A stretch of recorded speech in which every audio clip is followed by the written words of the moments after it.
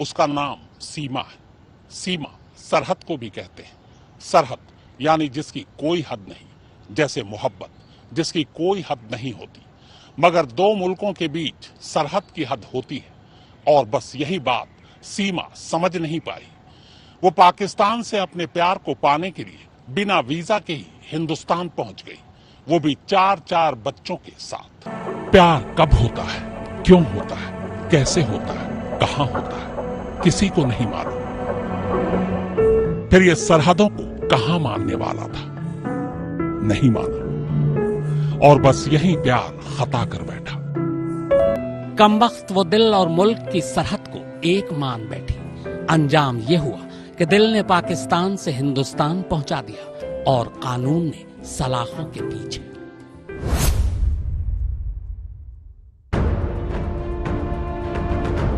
सरहद पार से ताजा ताजा टपकी मोहब्बत की ये वो दास्तान है जो शुरू ही शादी के बाद होती है। ये दास्तान नए दौर की एक लैला की है। लैला पाकिस्तान की है, जबकि उसका मजनू हिंदुस्तानी। अब चूंकि लैला मजनू की ये कहानी नए दौर की है, तो जाहिर है दोनों की मुलाकात भी नए जमाने के ट्रेंड के हिसाब से ही होगी। तो दोनों किसी महफिल, महल, झोपड़े या पार्क में नहीं मिलते, बल्कि दोनों की पहली मुलाकात वर्चुअल दुनिया के पबजी पर होती है। पबजी पर लैला पाकिस्तान से गेम खेलती है और मजनू हिंदुस्तान से। देखते ही देखते गेम प्रेम में बदल जाता है। फिर क्या था, लैला अपने मजनू से मिलने अपना दिल हाथ में लिए पाकिस्तान से सीधे हिंदुस्तान पहुंच जाती है, वो भी बिना वीजा के।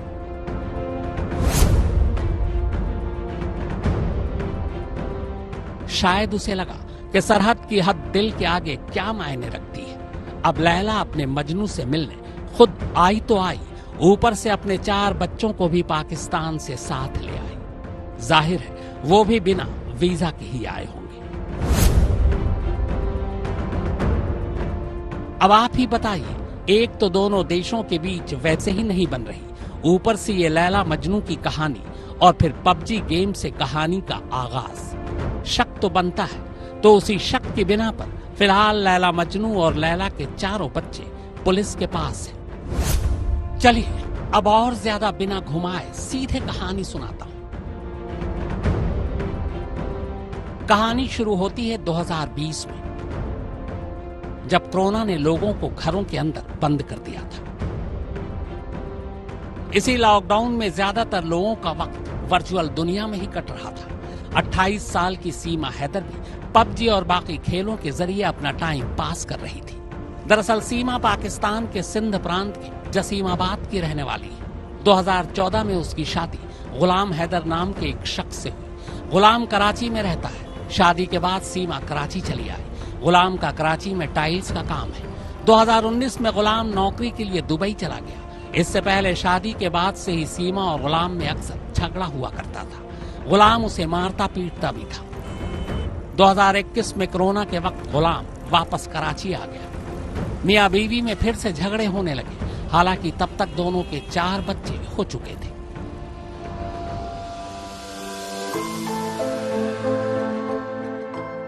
लॉकडाउन के दौरान सीमा का ज्यादातर वक्त सोशल मीडिया पर ही बीतने लगा, खासकर पबजी के खेल पर।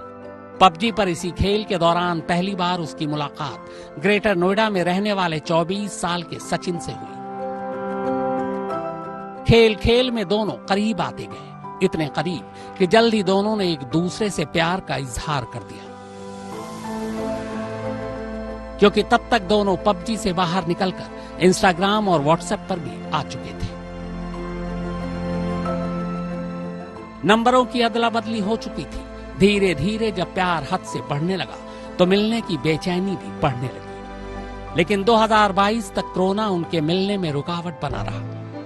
फिर 2023 का साल आया, मार्च का महीना। सीमा और सचिन ने मिलने का फैसला किया, पर मसला ये था कि दोनों मिले कहां। सचिन पाकिस्तान जा नहीं सकता और सीमा हिंदुस्तान आ नहीं सकती। मसला वीजा का था। आखिरकार दोनों ने बीच का एक रास्ता निकाला। यह बीच का रास्ता नेपाल था। सीमा आसानी से पाकिस्तान से नेपाल जा सकती थी और सचिन के लिए तो खैर नेपाल जाना और भी आसान था। दोनों ने मिलने की तारीख तय की और फिर इसी साल मार्च में सीमा कराची से काठमांडू पहुंची। इधर सचिन भी सड़क के रास्ते ग्रेटर नोएडा से बस के जरिए काठमांडू पहुंच गया। वर्चुअल दुनिया पर एक दूसरे को देख चुके सीमा और सचिन अब काठमांडू में सचमुच एक दूसरे के आमने सामने थे। दोनों एक हफ्ता काठमांडू के एक होटल में रुके। फिर इस वादे के साथ सीमा पाकिस्तान लौट गई और सचिन हिंदुस्तान कि अगली बार वो जब भी मिलेंगे हमेशा के लिए मिलेंगे।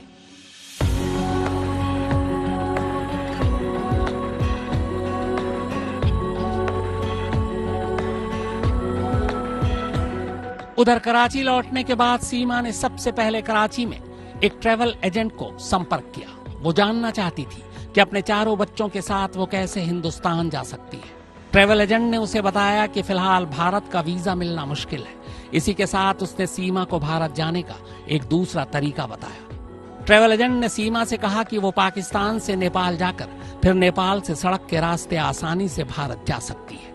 सीमा को ये बात समझ आ गई, लेकिन वो एक माशूक होने के साथ साथ 4 बच्चों की माँ भी थी। शौहर से बनती नहीं थी, इसीलिए उसने तय किया कि वो अपने चारों बच्चों को अपने साथ हिंदुस्तान ले जाएगी। पर बच्चों के पासपोर्ट नहीं थे। पासपोर्ट बनाने में अच्छा खासा खर्चा था। सीमा ने बच्चों का पासपोर्ट बनाने के लिए अपने हिस्से की जमीन बेच दी। बच्चों के पासपोर्ट बनवाए। इसके बाद मई के पहले हफ्ते में कराची से चारों बच्चों को लेकर काठमांडू पहुंचे। काठमांडू से वो पोखरा गई, फिर पोखरा से बस के रास्ते भारत में दाखिल हो गई। भारत में दाखिल होने के बाद वो सड़क के रास्ते बस से ही 13 मई को ग्रेटर नोएडा पहुंची। यहां सचिन पहले से ही उसका इंतजार कर रहा था। वो सीमा और उसके चारों बच्चों को रब्बुपुरा के फ्लैट में ले गया। सचिन ने पहले से ही रब्बुपुरा में एक फ्लैट किराए पर ले रखा था, खास सीमा और उसके बच्चों के लिए।